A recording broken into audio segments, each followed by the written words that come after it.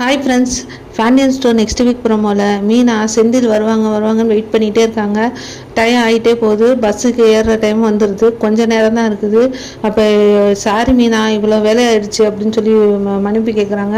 பரவாயில்ல செந்தில், நம்ம தலையெழுத்து தானே, என்ன பண்ண முடியும், வா அப்படின்னு சொல்லி கூட்டிகிட்டு கிளம்பிடுறாங்க.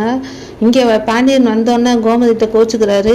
என்னங்க ஆச்சு அப்படின்னு சொன்னோன்னே, என்ன நினச்சிட்டு இருக்க நீ, ஆக்ஷன் எடுக்காத சொல்லாதது உங்கள் தப்பு, அதுக்கு நீ ஏன் அந்த பிள்ளைகிட்ட கோவப்படுற, மயில்கிட்ட கோவப்படணும் என்ன அவசியம் வந்திருக்குது, கதிர் கோவப்படுறானா என்ன நினச்சிக்கிட்டு இருக்கிறீங்க நீங்கள்லாம், அந்த பிள்ளைய யாரும் சொல்கிற வேலை வச்சுக்காதீங்க அப்படின்னு சொல்லி பாண்டியன் மயிலுக்கு சப்போர்ட் பண்ணுறாரு.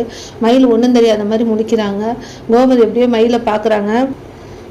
ராஜு இருந்துட்டு என்ன அப்படின்னா ஒன்றும் இல்லை அப்படின்னு சொல்லி கண்ணை காட்டுறாங்க. அதே சமயம் சரவணன் வந்து கதிர்கிட்ட கேட்கலான்னு அவரும் கேட்குறாரு, என்னடா சொன்னா அண்ணின்னு சொல்லி.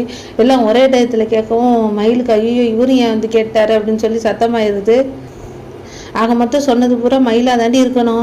ஏண்டி இவளுக்கு இந்த வேலை, போய் கடையிலையும் பற்றி வச்சுட்டு சரவணன்ட்டையும் போய் பற்றி வச்சுட்டு வந்துட்டாடி, இவளுக்கு இதே தான் வேலையாக இருக்குது ராஜிட்ட சொல்லிக்கிட்டு இருக்காங்க. அங்கே மீனா சொல்கிறாங்க கிளம்பிட்டோம், இப்போ தான் பஸ் ஏறி இருக்கணும் அவங்களும் சொல்லிடுறாங்க.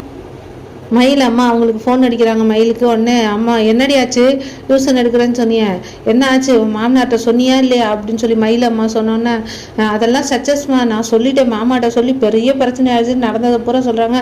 இப்போ தாண்டி நீ நல்லா புத்திசாலித்தனமாக நடந்துகிட்டு இருக்க, உன்னை இப்போ தாண்டி எனக்கு பெருமையாக இருக்குன்னு சொல்லி மக செஞ்ச பெருமையெல்லாம் ரொம்ப பெருமையாக நினைக்கிறாங்க.